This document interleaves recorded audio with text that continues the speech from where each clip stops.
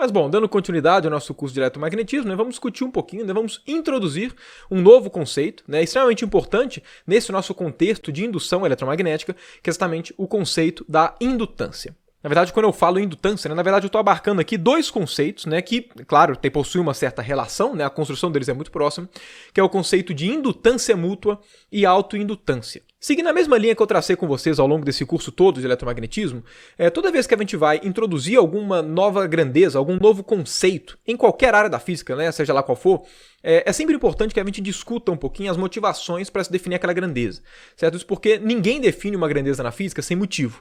Sempre vai existir alguma razão para você definir aquela grandeza, seja por conveniência matemática, seja porque ela tem algum significado físico intrínseco, que vai ser importante lá na frente, enfim, sempre vai ter algum motivo pelo qual a gente define os conceitos que nós definimos. E claro, eu vou gastar alguns minutinhos desse início dessa aula daqui para discutir um pouquinho o que faz com que a gente defina essa nova grandeza, certo? Eu prefiro fazer essa discussão antes de defini-la, para que fique claro exatamente o porquê que nós estamos definindo essa grandeza. Então vamos lá, nós temos o contexto de indução eletromagnética. Qual que é o nosso principal foco aqui nesse contexto? É basicamente estudar forças eletromotrizes, seja elas produzidas por forças elétricas, seja elas produzidas por forças magnéticas. Independente de se você está no contexto de lei de Faraday ou uma força eletromotriz produzida por força magnética, independente de qualquer coisa, nós discutimos nas últimas aulas que a força eletromotriz geradas por esses dois campos, elétricos e magnéticos, pode ser quantificada pela variação do fluxo magnético no circuito na qual a gente está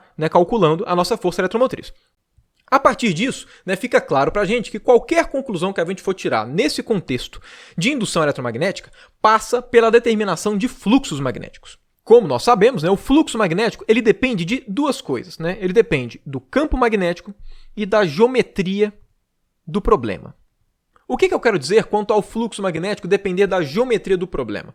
Aqui eu quero dizer duas coisas. A primeira delas, que é a mais óbvia, imagino eu, que todo mundo já deva ter em mente, é que o seguinte, imagina que a gente tem aqui uma região do espaço que possua um certo campo magnético qualquer. E aí imagina que eu estou querendo, por alguma razão, seja lá qual for, calcular qual que é a força eletromotriz que está sendo feita nessa espira daqui.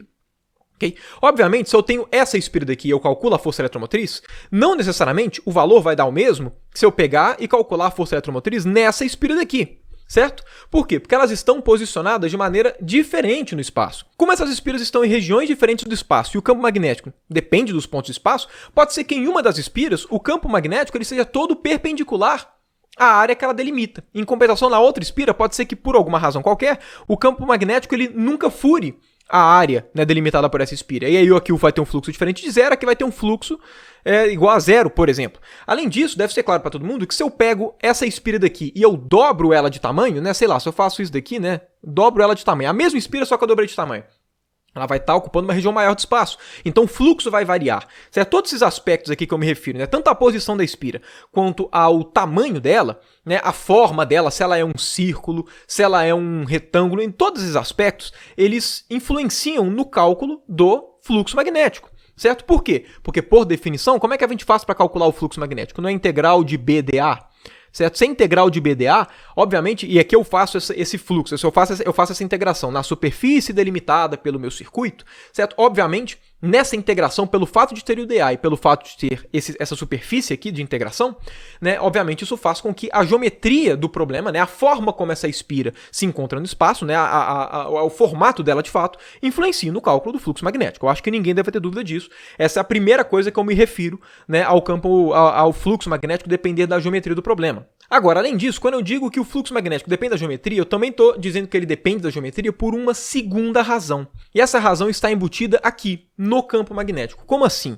Se vocês forem ver exatamente nas aulas de magnetostática, os exemplos que eu calculei com vocês de qual que é o campo magnético produzido por um solenoide, por um fio infinito, por um cilindro, enfim, por algumas situações diferentes, vocês vão perceber que, obviamente, o campo magnético de todas essas situações são diferentes. Porém, apesar do campo magnético ser diferente para cada situação, se vocês analisarem todas as soluções que a gente obteve, vocês vão perceber um certo padrão que é o campo magnético, ele depende de ele é igual a alguma coisa, certo? Vezes corrente. Todos eles vão ter a corrente aqui linearmente, o campo magnético linear com a corrente, e esse cara daqui que vai ser diferente para cada um deles. Não somente isso, mas se vocês repararem, esse cara daqui, né, que é o que diferencia cada solução de campo magnético, ele depende da geometria do seu problema. Esse tipo de relação, né, que esse cara daqui depende da geometria do seu problema, ele é facilmente visto principalmente naqueles problemas com alto grau de simetria, em que a gente calculava o campo magnético diretamente pela lei de Ampère. Por quê? Porque quando a gente escrevia integral de BDL é igual a μ0 vezes a corrente que está passando dentro do circuito, esse cara daqui, beleza, é o que está relacionado, né, depois, quando a gente obtém o campo magnético, a essa corrente. Agora, essa parte toda, né, que acompanha a corrente, ela vem de qual parte da lei de Ampère? Ela vem dessa parte aqui da esquerda. E se vocês se lembrarem, né, para a gente calcular o lado esquerdo, né, da igualdade aqui da lei de Ampère, a gente precisa o quê? Determinar qual é o caminho de integração. Agora, a gente determina o caminho de integração dependendo da geometria do nosso problema, né, e que envolve também, claro, as simetrias dele, né. A geometria do nosso problema está diretamente relacionada às simetrias, que está diretamente relacionado a essa parte esquerda da lei de Ampère, que é exatamente a que determina qual que é esse fator que vai acompanhar a corrente na solução do campo magnético. A partir disso tudo, o que eu quero dizer é que esse campo magnético, né, que influencia, claro, obviamente, no cálculo do fluxo magnético, esse campo magnético, ele depende de dois fatores, que é da geometria do seu problema e da corrente do seu problema. Então, indiretamente, toda vez que a gente vai calcular algum fluxo magnético, ele é consequência de duas coisas, da geometria geral do seu problema e da corrente envolvida no seu problema. Agora, uma coisa que a gente tem que ficar atento é que essa geometria atrelada ao campo magnético é diferente dessa geometria que eu coloquei aqui em cima, né? Por quê? Porque essa primeira geometria que eu coloquei diz respeito ao quê? Diz respeito a, eu quero calcular a força eletromotriz nesse circuito.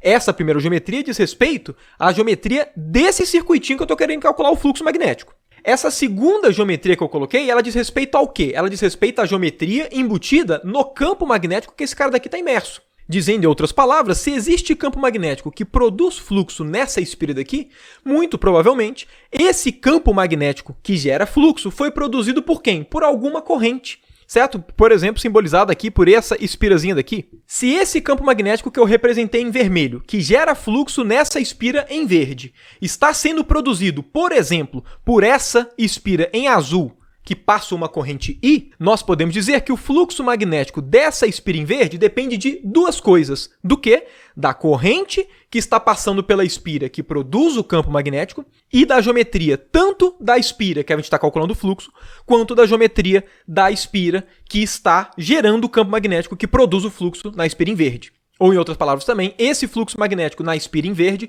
depende da corrente da espira que produz o campo e da geometria total. Como eu falei com vocês, que o campo magnético sempre pode ser escrito como alguma coisa, que inclusive carrega o caráter vetorial, vezes a corrente que passa no circuito, o fluxo magnético sempre pode ser escrito como sendo o quê? Integral de BdA, ou seja, integral desse trem daqui vezes corrente, produto escalar com dA. Agora, evidentemente, essa corrente daqui ela pode sair da integral. Logo, o fluxo magnético pode ser escrito como sendo o quê? Como sendo integral desse trem do campo magnético, produto escalar com dA, vezes a corrente. Agora, esse cara daqui não é exatamente o que carrega a informação da geometria? Por consequência, a gente sempre pode, né, escrever o nosso fluxo magnético, né, em alguma espira qualquer, na qual o campo magnético que gera o fluxo nela é produzido por um outro circuitinho passando corrente. A gente sempre pode escrever esse fluxo magnético como sendo o quê? Como sendo uma coisa relacionada à geometria vezes uma certa corrente. O que nós chamamos de indutância, né, seja na parte de indutância mútua ou autoindutância, né, diz respeito exatamente a essa parte geométrica. Então, nós definimos indutância, né, como sendo a parcela do fluxo magnético de um determinado circuito, né, que depende somente da geometria do problema. E aí, a diferença, né, da indutância mútua e da autoindutância é qual circuito que está gerando essa corrente. Que aí vai ser o que eu vou discutir com vocês ao longo dessa aula, né, porque, enfim, eu vou definir com vocês o que é indutância mútua e o que é autoindutância.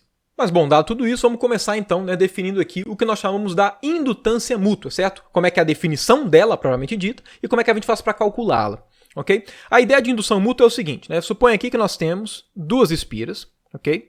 A espira que eu vou chamar de espira 1 e a espira 2. Né? Aqui eu estou desenhando elas com esse formato, mas elas poderiam ser totalmente diferentes. Né? A gente poderia ter uma espira desse jeito, poderia ter outra espira assim, certo? Não interessa qual é o formato delas, como elas estão dispostas uma em relação à outra, o que importa é que nós temos dois sistemas, né? duas espiras que podem passar corrente. A partir disso, a definição do que nós chamamos de indutância mútua, ela passa pela seguinte pergunta. Se eu faço uma dessas espiras, né, se eu faço passar por uma dessas espiras uma certa corrente I, qual que vai ser o fluxo magnético induzido na outra espira? Já de cara dá para perceber que essa pergunta ela é ambígua. Por quê? Porque eu poderia perguntar qual que é o fluxo magnético na espira 2, dado que está passando uma corrente na espira 1, mas eu também poderia perguntar ao contrário, qual que é o fluxo na espira 1, dado que está passando uma corrente na espira 2. Agora, apesar dessa pergunta parecer ser ambígua, né, qual que é o fluxo magnético em uma das espiras, quando pela outra está passando corrente, na verdade essa pergunta não é ambígua. Eu não vou tratar isso nesse momento agora, né, eu vou tratar isso daqui a alguns minutos, então eu peço simplesmente para a gente deixar isso de lado e vamos começar particularizando essa pergunta para a gente entender o conceito de indutância mútua, para depois a gente devagar mais um pouquinho, ok? Então vamos começar, né, nos perguntando aqui, qual que vai ser o fluxo magnético gerado nessa espira 2, quando a gente faz passar por essa espira 1 uma certa corrente I. Ok? Então vamos supor aqui, né, que a gente está fazendo passar uma corrente desse jeito, aqui uma corrente I. Essa corrente I, evidentemente, ela vai gerar um campo magnético, ok? Um campo magnético, né, dessa forma daqui, por exemplo, ok? E aqui já fica evidente, né, que esse campo magnético, de alguma forma, pode gerar fluxo nessa espira 2. Nesse nosso caso aqui, né, nessa representação daqui, né, nesse desenho, vai gerar. Né, mas enfim, e aí vem a pergunta, qual que vai ser o fluxo magnético gerado exatamente no 2, né? Já vou até colocar aqui o fluxo em 2, gerado pela corrente nesse cara daqui, né? Que é a nossa espira 1.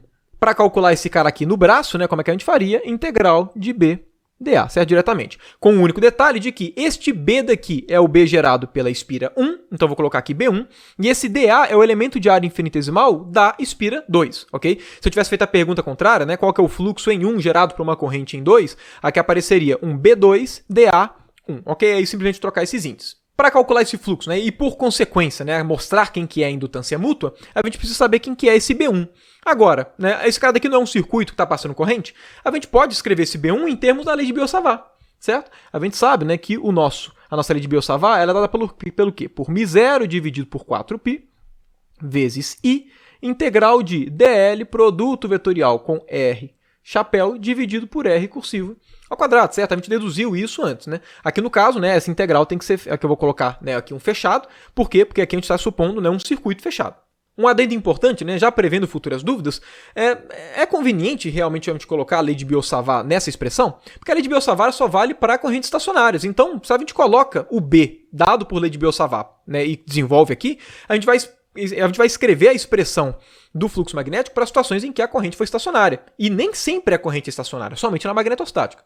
E, de fato, né, isso é realmente um questionamento válido, porém, já adiantando, né, para 99% das situações cotidianas, ou para 99% das situações, né, em que a gente vai utilizar circuitinhos para poder passar corrente, para poder gerar campo magnético, a grande maioria dos regimes que a gente vai trabalhar podem ser aproximados para regimes de correntes estacionárias. Por conta disso, apesar de, no ponto de vista teórico, a lei de Biot-Savart limitar essa nossa conta, né, no ponto de vista prático, né, diversas situações que não envolvem correntes estacionárias podem ser aproximadas por correntes estacionárias, né, sem muitos problemas. E além disso, a gente não viu outro contexto de campo magnético que não fosse a magnetostática. Mas bom, como aqui envolve, né, o nosso campo gerado pela espira 1, obviamente, quem que é esse dl daqui? Esse dl daqui é um dl1. Além disso, esses dois R's cursivos são R's que saem do circuito 1 e vão para o circuito 2. Então eu vou colocar aqui como R12. Logo, como é que vai ficar aqui o nosso fluxo magnético? Ele vai ser dado por μ0 dividido por 4π, né, vezes aqui a corrente, claro, integral, né, dessa integral aqui do fluxo, outra integral, né, agora essa daqui no caminho fechado, ok? E aqui vai aparecer o nosso dl1, produto vetorial com o nosso R12, ok? Dividido por R ao quadrado, 2, produto escalar com o nosso dA2, ok? E percebam aqui que o nosso fluxo magnético ele é o quê? Ele é uma coisa vezes I. E percebam que esse alguma coisa depende das características geométricas do problema. Por quê? Porque olha só, essa integração daqui, ó, tem o nosso dl1, que depende da geometria desse cara. Além disso, tem esse R12. O que é esse R12? Para cada dl que você escolher, certo? Para cada dl, né, esse R12 ele é o vetor que sai desse cara e vai para a superfície na qual a gente está fazendo, né, está calculando o fluxo. Então, esse cara daqui é o nosso R12. Okay? E esse nosso dA é o que? É exatamente o elemento de superfície de cada um desses caras. Né? Então, esse elemento daqui que está aqui dentro, né, seria esse integrando daqui, né, ele seria representado dessa forma daqui. Okay? Pega, por exemplo, né, um elemento aqui, né, por exemplo, esse daqui é o nosso dA. Para cada um desses elementos dA2, a gente vai ter um certo elemento dl1, né, separado desse elemento DA2 por um vetor R12. Então, né, essa imagem daqui representa, né, no ponto de vista visual, né, essa integração daqui. E percebam, de fato, ela só depende das características, né, geométricas do nosso problema. Então, né, percebam que, por conta disso, a gente pode escrever o nosso fluxo como sendo uma coisa que depende somente da geometria vezes a corrente. Agora, o que essa parcela geométrica quantifica? Ela quantifica o quanto que essa espira 1 consegue, né, tem potencial de gerar fluxo na espira 2. Este cara daqui, nesse nosso contexto, é o que a gente chama de indutância mútua.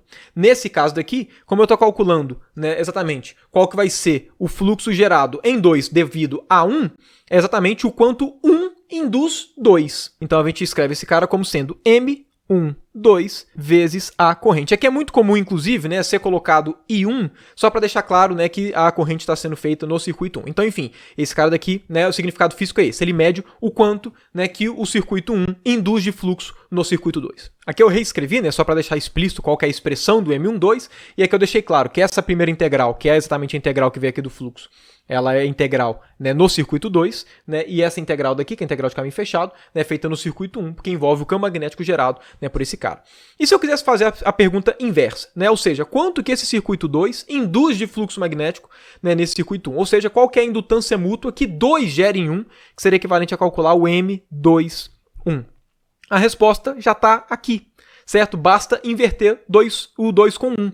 Então aqui ficaria DL2, R21, DA1 e R21, certo? Simplesmente você trocar os índices. No primeiro momento, né, batendo o olho nessa expressão, não tem nada que nos leve a crer que M12 seja igual a M21. Na verdade, a impressão que a gente tem é exatamente o contrário, né? Quando a gente bate o olho aqui, dá a impressão que esses caras são diferentes, né? Porém, já adiantando aqui um resultado, M12 é igual a M21, ok? Essa relação daqui, ela sempre vai acontecer. As indutâncias mútuas sempre são iguais. No caso, eu não vou mostrar isso nesse vídeo, porque a demonstração disso é uma demonstração que envolve o potencial vetor, que é um tópico que só é abordado em Eletro 1, mas não é abordado em Física 3. Então, no caso, né, se você for do público de Eletro 1, ou for, né, de exatamente Física 3, mas quiser ver essa demonstração, é só você procurar os últimos vídeos dessa nossa 8ª aula, né, de indução eletromagnética, que um dos vídeos lá vai ser o menor deles, provavelmente, né? A prova é bem rapidinha, mas é importante colocar em um vídeo separado, né? Enfim, eu vou colocar lá a prova disso daqui, né? Se você não tiver interesse de ver, né, fica aqui somente na base do confia, certo? Isso daqui acontece,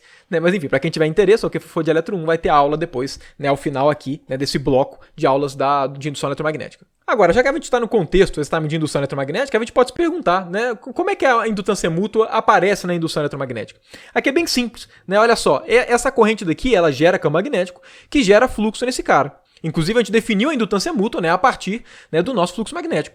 Então, a gente pode fazer a seguinte pergunta, né? Como é que vai ser a força eletromotriz produzida nessa espira 2 daqui, se eu vario a corrente nessa minha primeira espira? Eu posso fazer isso, certo? A princípio, a gente tá supondo que nós estamos fazendo passar por essa espira 1 uma corrente I. Então, no primeiro momento, né, é sensato pensar que nós temos controle quanto a essa corrente, né? Então, vamos lá, se eu variar essa corrente, qual que vai ser a força eletromotriz induzida aqui na corrente 2? Basta a gente usar a equação da indução eletromagnética. Epsilon é igual a menos variação do fluxo magnético no tempo. Aqui no caso, só quero saber a força eletromotriz, né, que apareceu em 2, né, gerado por essa corrente, né, que é para a variação da corrente em 1, o que eu faço?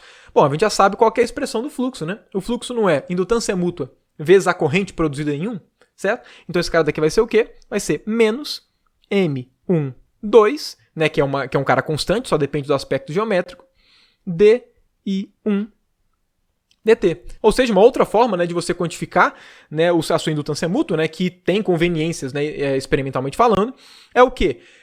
Varia exatamente a corrente de um circuito e vê qual foi a força eletromotriz induzida no outro, né? A partir disso, né, como a gente controla a variação da corrente, né, a constante de proporcionalidade vai ser exatamente a nossa indutância mútua. Mas, bom, tendo sido definida a indutância mútua, vamos agora definir o que é a autoindutância, né? Na verdade, a definição de autoindutância ela é completamente análoga à definição da indutância mútua, certo? Inclusive, eu vou até aproveitar os resultados aqui de conta, porque, enfim, não é uma coisa totalmente associada.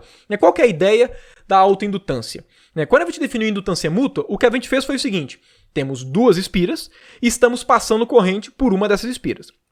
O fato de estar passando corrente em uma dessas espiras vai gerar um campo magnético, e esse campo magnético vai gerar fluxo na outra espira, no caso a espira 2. E a pergunta que a gente fez foi, qual foi o fluxo gerado na espira 2? E foi assim que a gente definiu a indutância mútua. Né? Para definir a autoindutância, o raciocínio ele é idêntico. Qual a única diferença é que agora a gente não tem dois circuitos, a gente tem um circuito só. Como assim? Se eu tenho um circuito e eu faço passar a corrente por ele, vocês devem concordar comigo, ele vai gerar um campo magnético. Agora, se esse circuito está produzindo um campo magnético, esse campo magnético que ele produziu pode gerar um fluxo magnético nele próprio. Então essa é a pergunta que a gente se faz. Dado que nós temos um circuito que está passando corrente, qual que vai ser o fluxo magnético nesse circuito produzido pelo campo que ele próprio produz?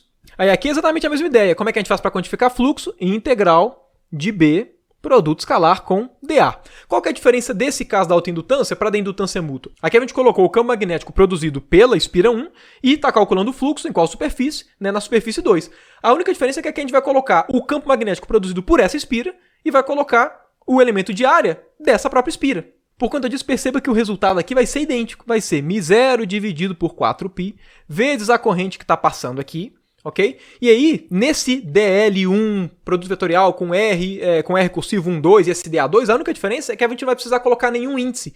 Por quê? Porque agora a gente não tem duas espiras que a gente tem que falar esse elemento daqui é o elemento da espira 1 ou da espira 2. Não. Todos os termos que foram aparecer aqui vão estar todos relacionados à própria espira. Qual que é a ideia desse nosso integrando? Cada um desses DLs daqui, né, como é um elemento infinitesimal passando corrente, vai produzir um campo magnético em todos os pontos do espaço, inclusive, né, no elemento de área dA, certo? Então aqui temos o nosso dA. E aí no caso, quem que é o nosso R cursivo? O R cursivo é o vetor que sai do nosso DL e vai até o nosso dA. Então esse cara daqui é o nosso R cursivo, o nosso vetor R cursivo.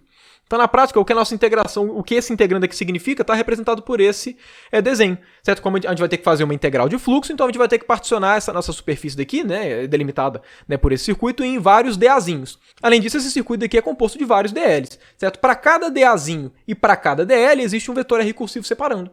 Então perceba que a ideia dessa integração é exatamente a mesma ideia dessa integração daqui. Porque com a diferença que agora todos esses elementos fazem parte do mesmo circuitinho.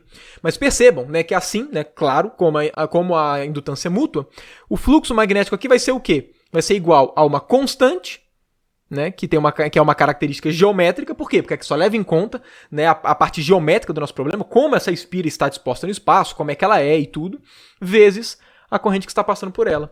Qual que é o nome dessa constante de proporcionalidade, que só depende da geometria? É o que nós chamamos da autoindutância. No caso, eu vou representar essa autoindutância como um L. Okay? Eu vou usar a constante L para determinar esse cara. Então, o nosso fluxo magnético gerado em uma espira por conta do campo magnético que ela própria produz, pode ser escrito como uma constante, né, que é exatamente a autoindutância vezes a corrente. E um adendo também importante a ser levado em conta, né, muitas referências não usam esse nome autoindutância. Muitas referências usam o nome indutância para se referir à autoindutância. E provavelmente eu vou fazer isso ao longo das aulas. Eu só estou colocando aqui autoindutância, né, só para poder colocar na nomenclatura dos livros. Porém, eu tenho um costume muito grande, né, e depois várias referências utilizam isso, de chamar a autoindutância somente de indutância, porque é ela que vai aparecer muito aqui pra gente. Agora, da mesma forma que no caso da indutância mútua, a gente também calculou qual que é a força eletromotriz, né, que é a corrente, que o circuito 1 gera em 2, a gente também pode se perguntar, né, no caso da autoindutância, um circuito pode gerar uma força eletromotriz nele próprio? Não só pode, como essa força eletromotriz ela é extremamente importante para que a gente chegue, né, futuramente, nas próximas aulas, na energia carregada pelo campo magnético, que é uma das coisas que a gente trata nesse capítulo de indução eletromagnética. Mas olha só que interessante, a gente sabe aqui que Epson, né, a força eletromotriz produzida em um circuito, ela é dada por menos variação do fluxo magnético desse circuito.